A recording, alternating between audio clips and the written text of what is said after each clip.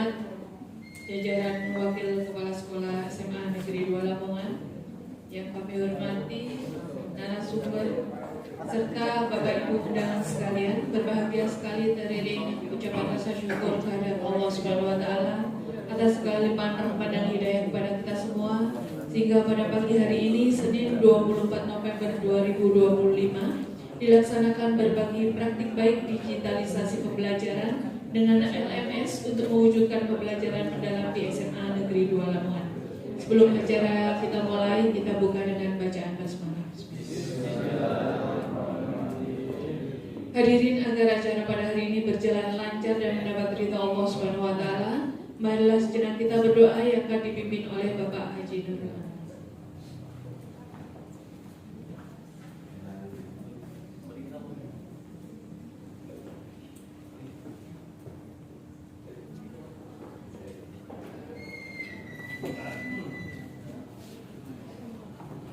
Assalamualaikum warahmatullahi wabarakatuh.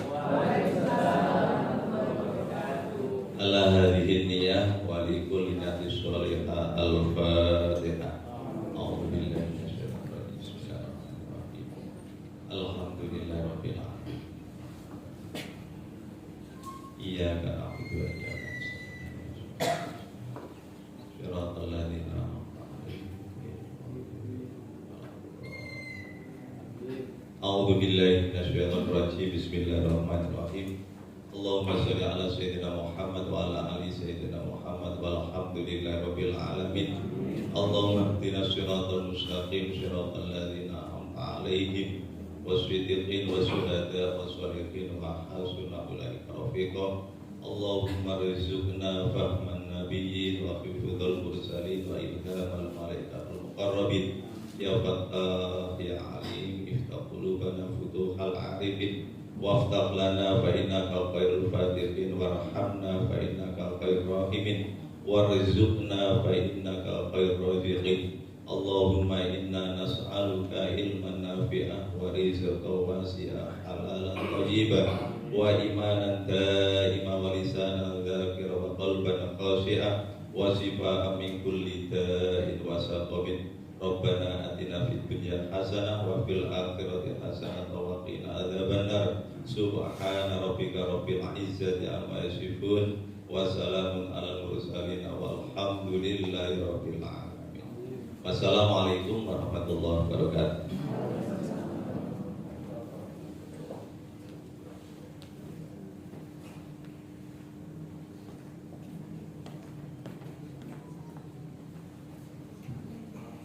Bapak Ibu yang sangat kami hormati, merupakan rangkaian acara berikutnya.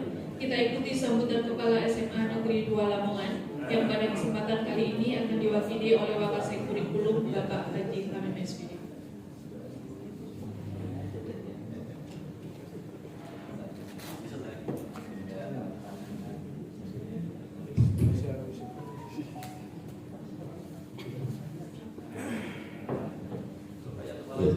Assalamualaikum warahmatullahi wabarakatuh. Alhamdulillahirabbil alamin. Wassalatu wassalamu ala asrofil anbiya'i wal mursalin wa ala alihi wa sahbihi ajma'in. Yang saya hormati Bapak Kepala SMA Negeri 2 Lamongan, para wakasek serta staf, seluruh Bapak Ibu guru, KTU. Yang pertama kita bersyukur pada Allah, kita semuanya sehat, bisa melaksanakan kegiatan ini. Sholawat salam kita aturkan kepada Rasulullah Muhammad SAW. Bapak Ibu yang saya hormati, ini judulnya apa? Berbagi praktek baik dalam rangka digitalisasi pembelajaran dengan LMS, Learning Management System. Kalau kita ingat istilah digitalisasi, bayangan saya itu dari analog ke digital, dikembalikan lagi ke analog. Cuma ini digunakan di dalam dunia pendidikan. Contohnya itu begini, saya ngomong seperti ini sinyalnya analog, gelombangnya gelombang sinus atau longitudinal. Bagaimana bisa dikirim sampai ke Jakarta, ke seluruh dunia, prosesnya didigitalkan. Itu digitalisasi. Terus sampai didengar lagi dari digital ke analog lagi. Itu istilah digitalisasi. Atau misalnya kalau Bapak Ibu sering belanja, ada istilah, ini agak minum sedikit, ada kode bar.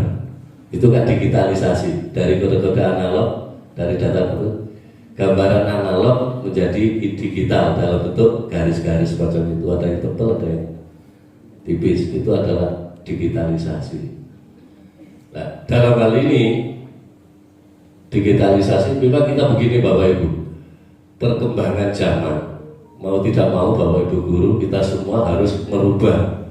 Ada yang bilang mindset kita harus berubah. Kalau pengajaran dulu kita masih orang menyebutnya manual, analog, masih cara-cara klasik. Nah sekarang mau tidak mau kita harus mengikuti perkembangan. Dalam artian sekarang produk-produk teknologi sudah luar biasa. Produk-produk termasuk nanti yang akan disampaikan oleh Bu Sylvie, ada aplikasi Moodle. Dulu ada apa itu yang dipakai kita waktu COVID itu, Classroom. Terus ada apalagi kuisis kalau latihan soal-soal atau ulangan. Artinya kita, cuma masalahnya siap nggak kita menggunakan itu dengan perangkat-perangkat yang ada itu. SDM kita makanya sekarang ini sering diboxopkan oleh pemerintah. Bahkan kalau kita lihat di TikTok di sosial media, Pak Menteri itu sekarang secara masif bagaimana pemanfaatan semacam LMS untuk mendukung pembelajaran mendalam. Jadi mau tidak mau, siap tidak siap, kira-kira kita itu harus cara pandang kita. Setelah cara pandang kita samakan begitu kira-kira yang diinginkan oleh orang atasan. Terus kita lakukan. Apa yang kita samakan, yang kita lakukan, insya Allah nanti akan disampaikan oleh Bu Sylvie. Tapi ingat prinsipnya digitalisasi itu kembalinya kehidupan normal kita itu analog. Pak Kevin tahu ya istilah analog digital ya. Jadi perlu diketahui suara itu enak tidak, prosesnya memang digital. Tapi pendengaran kita analog. Suara yang semacam itu begitu. Termasuk begini, saya bayangkan nanti suatu saat dengan proses digitalisasi, kalau betul-betul kita laksanakan, SDM kita juga siap, perangkatnya siap, sampai mulai perangkat dari atas sampai bawah juga siap. Dalam artian perangkat, saya melihat itu ada SDM manusianya. Kalau perangkatnya ada software, hardware, siap ya kira-kira kalau melihat hasil jalan box waktu di Malang itu ya, sudah siap ya semuanya, termasuk juga software itu masuk wifi-nya dan lain-lain itu. Jadi mudah-mudahan nanti acara pengimbasan yang dilakukan oleh Bu Sylvie dari berbagai praktek baik yang ada di Malang selama 5 hari nanti bisa kita laksanakan sama-sama. Mungkin itu yang bisa saya sampaikan. Mohon maaf. Assalamualaikum warahmatullahi wabarakatuh.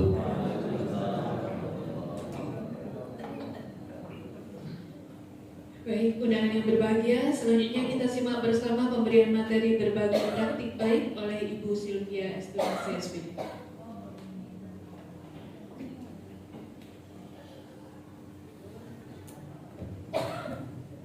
Bismillahirrahmanirrahim. Assalamualaikum warahmatullahi wabarakatuh. Yang terhormat Bapak Kepala SMA Negeri 2 Lamongan, Bapak Dr. Sofyan Hadi. Yang kami hormati jajaran Wakil Kepala SMA Negeri 2 Lamongan dan Bapak Ibu Guru SMA Negeri 2 Lamongan yang berbahagia. Saya mohon izin berdiri, boleh Bapak?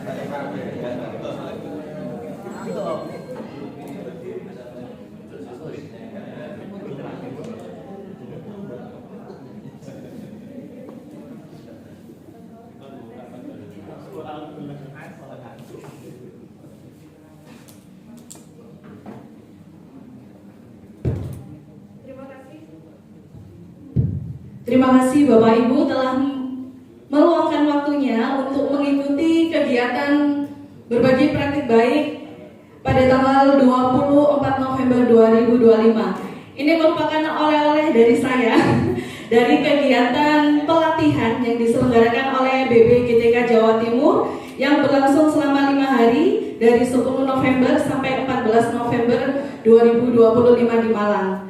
Dan kebetulan kemarin adalah digitalisasi pembelajaran dengan LMS untuk mewujudkan pembelajaran mendalam.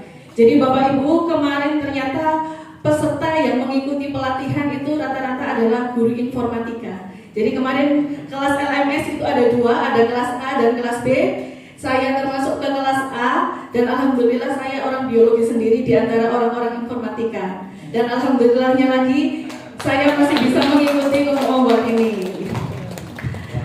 Nah, jadi ternyata saat ini kan kita memang dihadapkan dengan dunia pendidikan yang modern Bapak Ibu.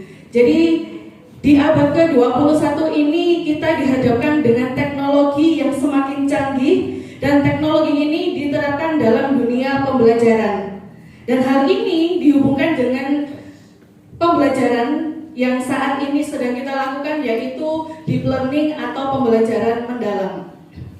Nah, apa hubungannya pembelajaran mendalam dengan LMS ini? Jadi kita bahas sebentar dengan pembelajaran mendalam. Jadi pembelajaran mendalam ini merupakan ada peralihan paradigma dari pembelajaran yang bersifat tradisional yang biasanya kita bertatap muka dengan siswa, kemudian menyapa, menyampaikan materi. Kemudian saat ini kita harus dan kita dituntut untuk melakukan suatu pendekatan yang namanya adalah pendekatan deep learning atau pembelajaran mendalam. Dalam deep learning ini kita harus melibatkan siswa secara aktif, baik dimensi kognitif dari cara berpikir mereka, kemudian afektif, bagaimana dia merasakan dalam kegiatan pembelajaran, dan juga metakognitif, bagaimana merefleksikan kegiatan pembelajaran yang telah mereka peroleh. Nah, Learning Management System atau LMS di sini itu ada beberapa. Kalau kemarin yang kami gunakan saat pelatihan namanya adalah Moodle, dan insya Allah SMA Negeri 2 Lamongan memiliki itu, dan kemungkinan besar kita juga bisa mempraktekkan semuanya. Nah, jadi LMS Moodle itu seperti apa dalam kegiatan pembelajaran? LMS Moodle ini punya 3 lapisan, jadi memiliki 3 lapisan dalam penerapannya. Yang pertama adalah teknologi. Moodle berfungsi sebagai LMS berbasis open source yang sangat andal. Apa yang dimaksudkan dengan open source? Jadi open source di sini adalah Moodle ini bersifat terbuka, yang artinya dia bisa diakses, bisa diubah, dan bisa diperbaiki ketika mengalami kesalahan. Kalau ada kendala itu dia bisa diperbaiki.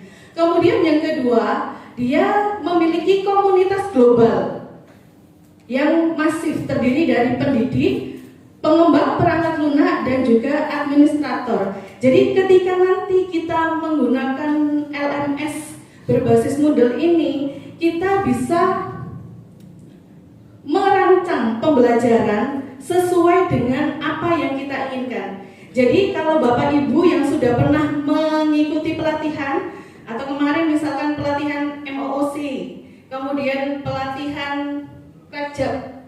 Nah, jadi kami kemarin juga Prajab itu juga menggunakan LMS, atau mungkin Bapak Ibu yang melaksanakan diklat itu kan juga menggunakan LMS, atau bahkan Kuiper yang kita gunakan saat ini itu juga merupakan LMS. Nah, kalau Moodle ini nanti kita bisa melakukan perencanaan sesuai dengan keinginan kita. Jadi kalau Kuiper kan kita hanya menggunakan fasilitas yang ada, fitur-fitur yang ada. Tapi dengan LMS berbasis Moodle ini nanti kita bisa membuat dan merancang sesuai dengan kegiatan pembelajaran yang akan kita gunakan.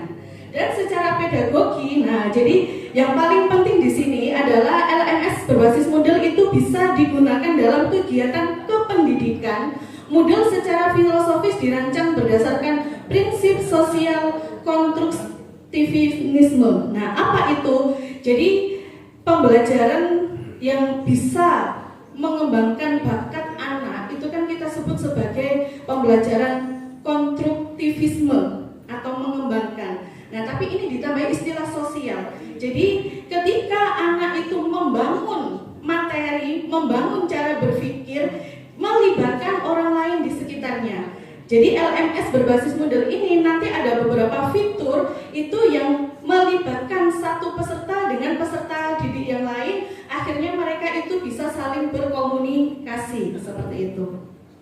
Nah, fondasi pembelajaran mendalam dalam dunia pendidikan dan ekosistem Moodle itu seperti apa? Jadi Moodle sendiri itu ada beberapa forum yang sangat-sangat mendukung dalam kegiatan pembelajaran berbasis deep learning. Yang pertama ada yang namanya forum diskusi. Jadi forum diskusi ini merupakan forum di mana siswa itu bisa menyampaikan pendapat, menyampaikan gagasan, kemudian ada debat ketika misalkan mereka tidak sama persepsinya. Kemudian yang kedua ada fitur namanya wiki. Kalau wiki di sini memungkinkan adanya kolaborasi dalam penulisan. Yang ketiga ada yang namanya modul workshop. Jadi kalau workshop di sini mendukung proses peer assessment. Jadi selain penilaian secara individu, di Moodle ini nanti juga ada penilaian dari rekan sejawat. Ketika ada penilaian seperti ini, memungkinkan peserta didik itu mengevaluasi dan merefleksi hasil pembelajarannya dia. Dan yang terakhir itu ada yang namanya H5P. Dan di sini adalah fitur andalan dari Moodle. Jadi fitur andalan dari Moodle ini adalah H5P. Ini berisi konten-konten interaktif yang sangat beragam, mulai dari video interaktif, kuis interaktif, dan nanti ada pembelajaran interaktif. Selain H5P itu juga masih banyak lagi fitur dari model yang lainnya.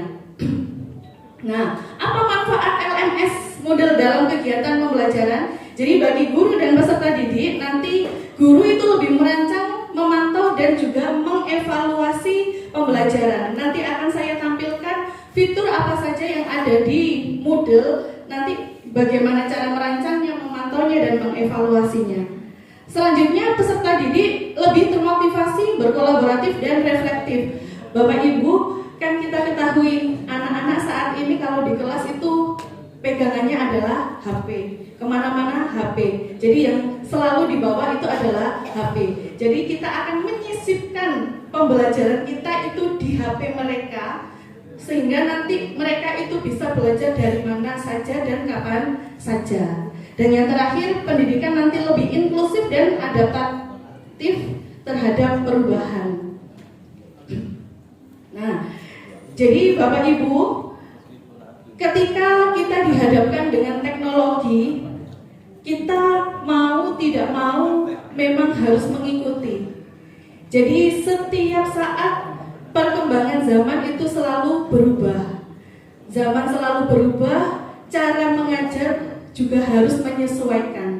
Nah, di abad ke-21 ini yang harus kita sesuaikan itu adalah penggunaan teknologi atau kita sebut sebagai digitalisasi pembelajaran. Tapi Bapak Ibu di sini teknologi hanya memperkuat pembelajaran dan tidak akan pernah menggantikan peran guru. Anak-anak pakai ChatGPT bertanya sesuatu, tapi dia tidak akan bisa merasakan bagaimana rasanya dipeluk guru ketika dia merasakan kesulitan. Ketika mereka menggunakan Google, dia tidak akan merasakan bagaimana hangatnya sapaan dari seorang guru. Jadi teknologi itu hanya memperkuat pembelajaran, tapi peran seluruhnya yang merancang pembelajaran adalah guru. Terima kasih. Assalamualaikum warahmatullahi wabarakatuh.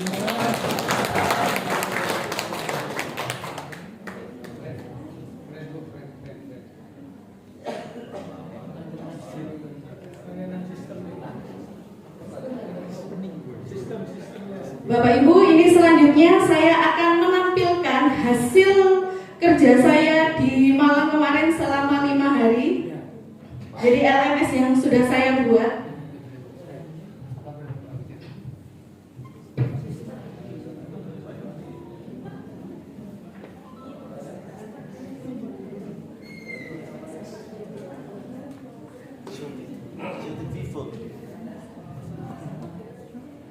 Nah, jadi di sini kemarin itu saya diberi satu kelas. Jadi saya diberi satu akun untuk mengeksplor.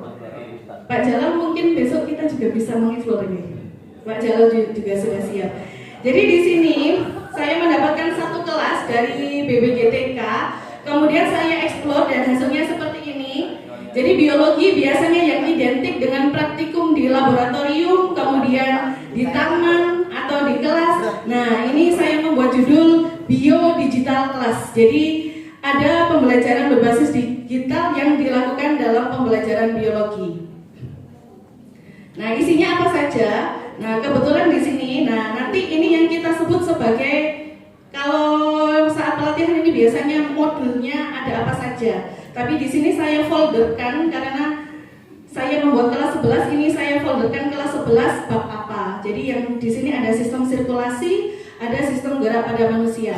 Nah, ini isinya apa saja, kita klik. Nah, jadi ternyata ketika kita membuat LMS, kita juga akan menyesuaikan dengan RPP-nya terlebih dahulu.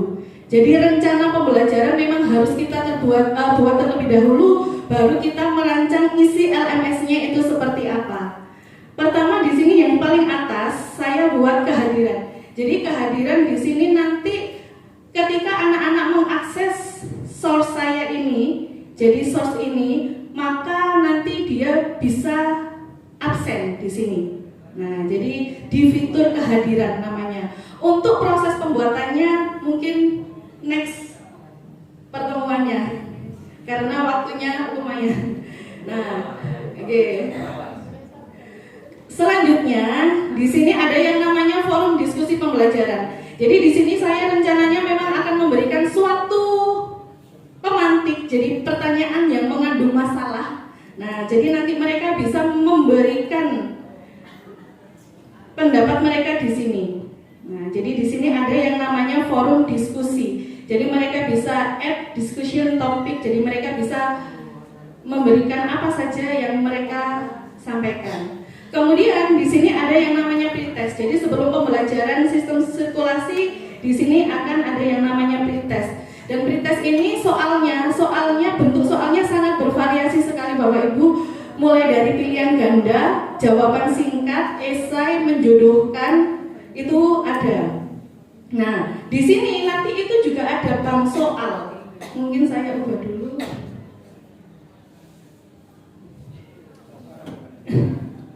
Ini kemarin karena waktu pelatihan itu sudah terlanjur pakai bahasa Inggris, jadi hafalnya itu yang bahasa Inggris.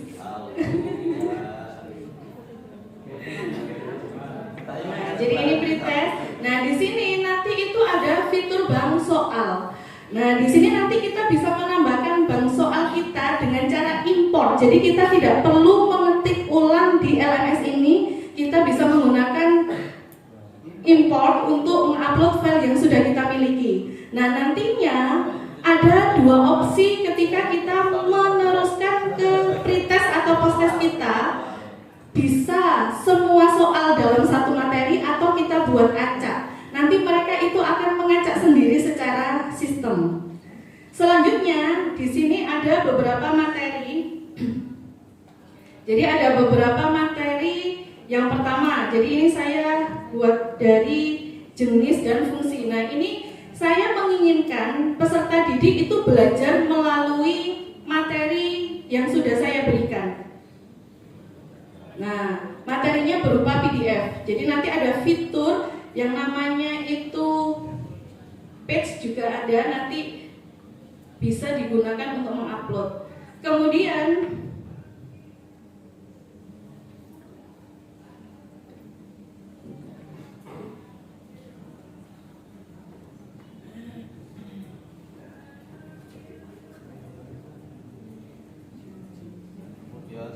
sebentar.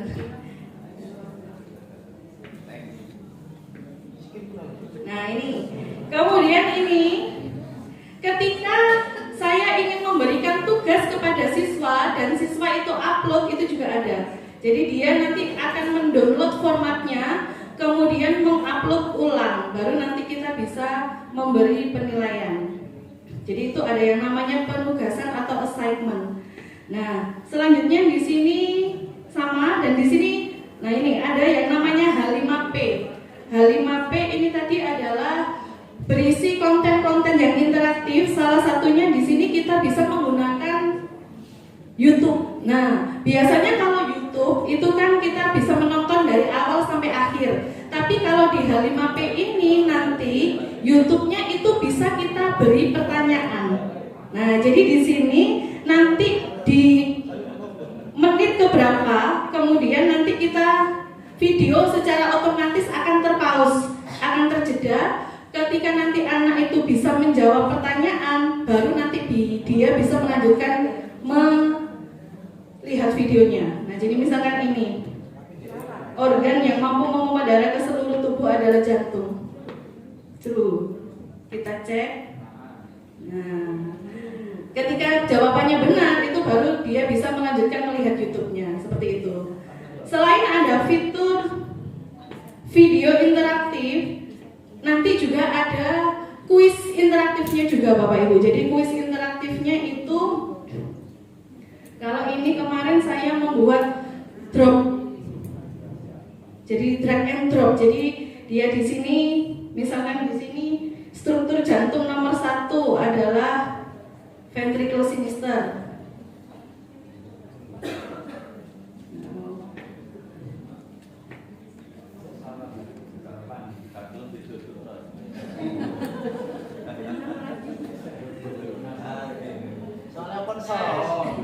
Jadi seperti ini.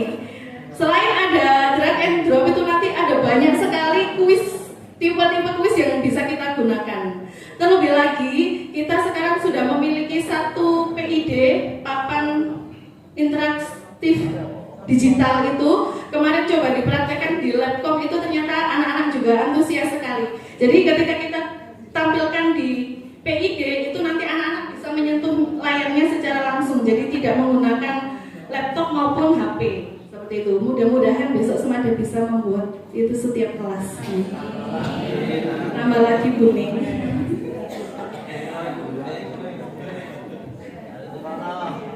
Jadi keberadaan PID itu ternyata juga sangat-sangat menyenangkan sekali untuk kegiatan pembelajaran di kelas. Nah, jadi kalau kita sudah menyiapkan LMS ini, selain bisa dibuka di laptop, itu juga bisa kita tampilkan di PID, sehingga nanti lebih interaktif lagi, kita bisa berinteraksi lagi dengan anak-anak.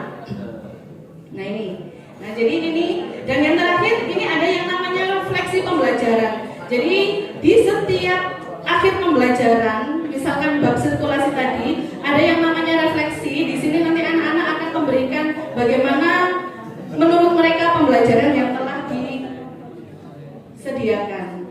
Dan ini kemarin saya mencoba fitur baru Bapak Ibu. Jadi saya membuat kuis pembelajaran itu melalui aplikasi namanya Whiteground.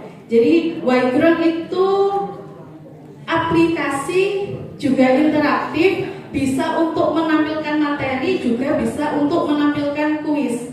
Nah, kemarin ketika saya membuat, kemudian linknya itu saya taruh di LMS. Jadi nanti ada fitur itu namanya URL, tinggal linknya itu dimasukkan di sini, dan nanti secara otomatis ketika anak klik maka akan masuk ke halaman Whiteground yang telah saya buat.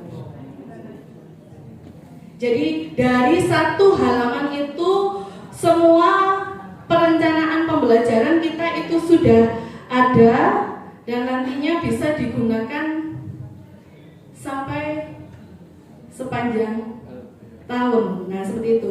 Jadi kalau ini adalah halaman whiteboard. Jadi misalkan Bapak Ibu biasanya menggunakan Quizzes, jadi Bapak Ibu juga nanti bisa copy link Quizzesnya ditaruh di LMS, nanti tinggal klik, maka anak-anak akan bisa mengaksesnya seperti itu.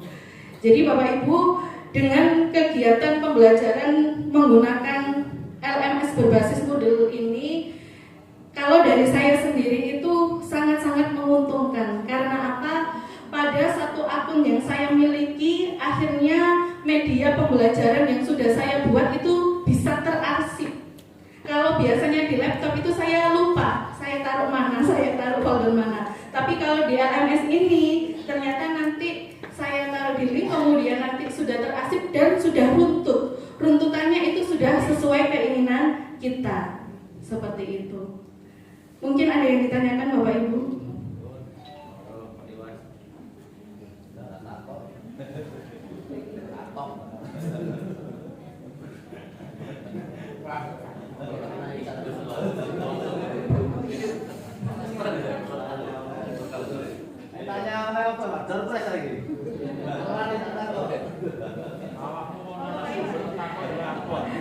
Mohon maaf sebelumnya.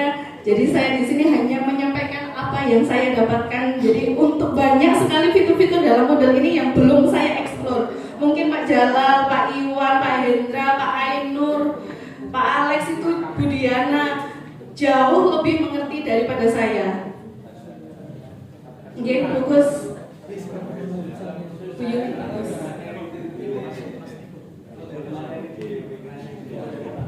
Terima kasih atas waktunya. Pemaparannya luar biasa, Bu Silvi. Materinya juga luar biasa keren. Saya jadi tidak ngantuk melihat pemaparan dari Bu Silvi tadi. Yang ingin saya tanyakan, apakah model-model seperti itu, LMS seperti itu bisa digunakan untuk di BK? Saya sampai excited banget.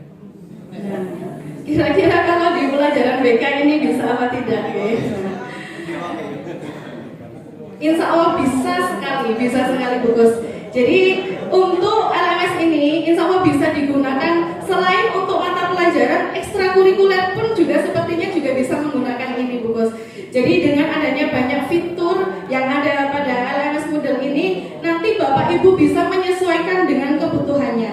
Jadi karena memang biologi, kalau biologi itu kan banyak sekali konsep yang abstrak, sehingga kami itu harus memunculkan melalui media yang nyata. Jadi seperti ini tadi kayak jantung, kita menghadirkan jantung itu pada video.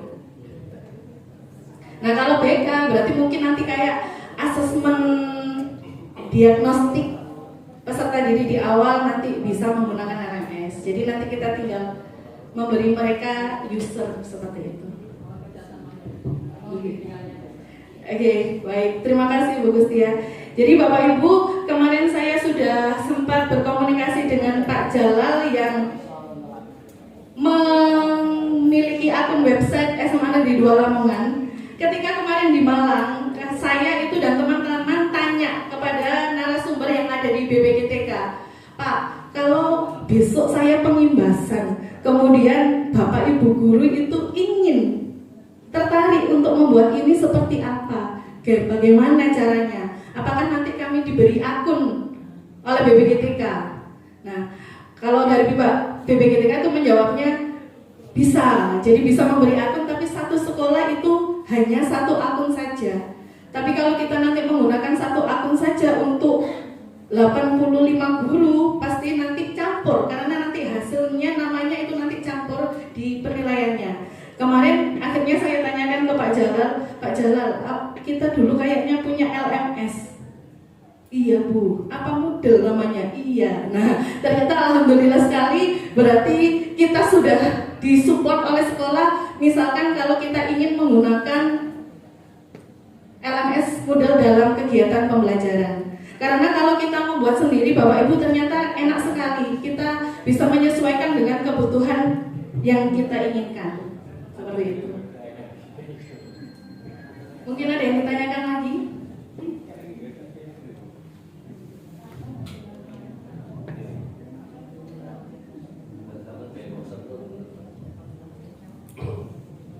Enggak, saya melihatnya Bapak Ibu itu semuanya. Apa perlu mengundang narasumber?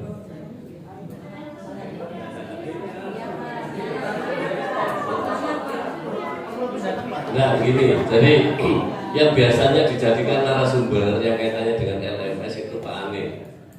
Yang biasa gosok-gosok di provinsi itu Kepala SMA 2 Madiun.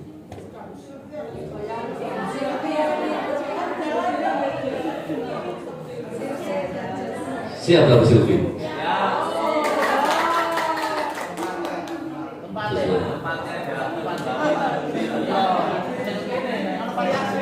Nah, ini mesti gak ada masalah gitu. Pak Amin, dari usul Pak Amin. Oke, monggo. Saya sepakat Ibu Aga dan Silvi tes. Polanya begini mungkin. Kita kalau model seperti ini tidak efektif, maka katakanlah yang berminat lebih awal, lebih dulu per kelompok, misalnya 10-20, kemudian Bu Silvi menyediakan waktu yang tanda petik agak luang gitu di lab komputer dan lain-lain. Kalau seperti ini ya tidak akan pernah efektif. Lebih baik per kelompok dengan waktu yang masif, misalnya 2 hari, 3 hari, 4 hari, misalnya gitu. Ya, di jam yang tanda petik sudah ditentukan oleh Pak Amin, maka guru itu dapat dispen untuk tidak masuk kelas misalnya. Gitu Pak Amin. Terima kasih. Ya, terima kasih. Jadi gini, mungkin kita pilih begini, ada beberapa Bapak Ibu guru yang minat, misalnya 10 orang, itu langsung dibina langsung oleh Bu Silvi, misalnya di ruang sini atau di lab komputer. Sing umur 55 munggah atau gak pada anu Pak Kus. Tapi kalau Pak Mustain sangat bagus. Ya, ya bisa kecil. Gimana Bu? Ya.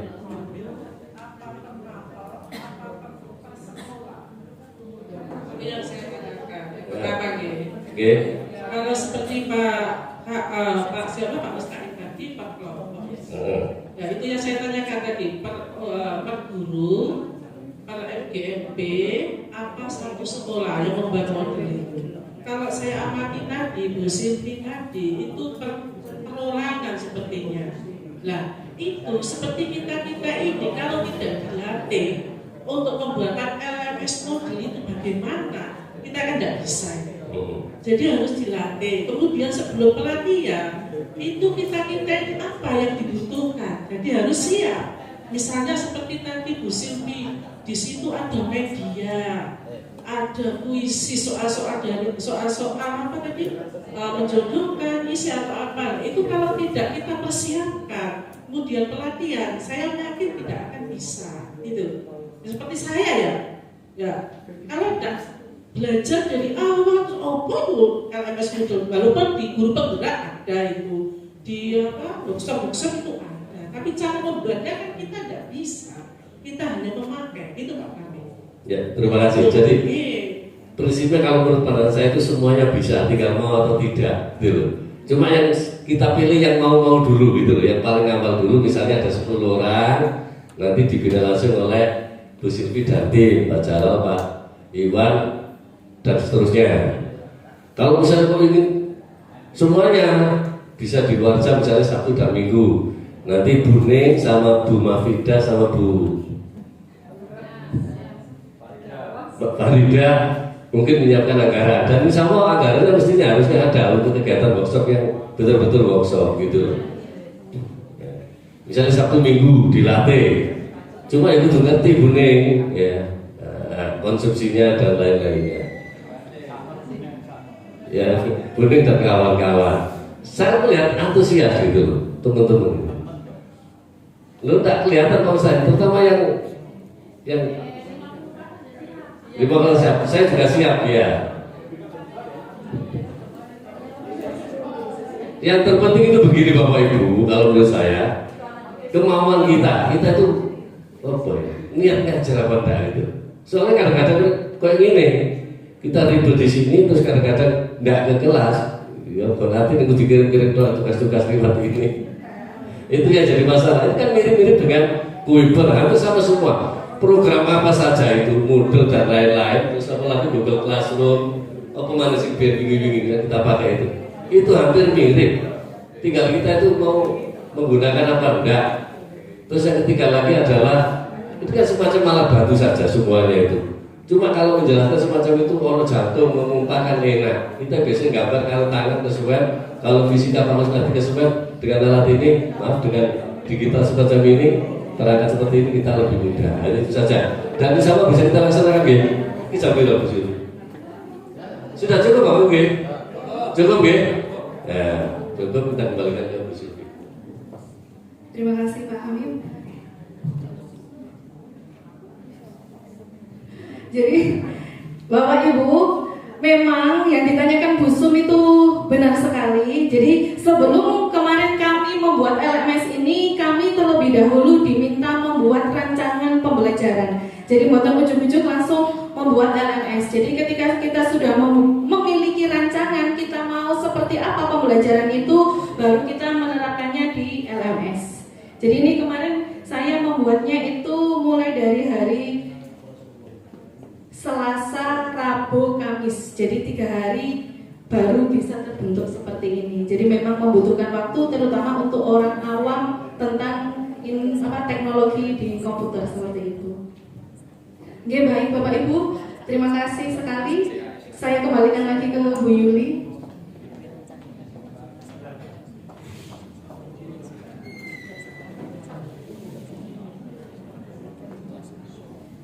Baik hadirin sekalian, demikian telah kita ikuti bersama acara berbagi praktik baik di SMA Negeri 2 Lamongan. Semoga bermanfaat bagi kita semua. Terima kasih atas kehadiran dan perhatiannya. Wabillahi taufiq wal hidayah. Wassalamualaikum warahmatullahi wabarakatuh. Sebelum meninggalkan aula, kita foto bersama.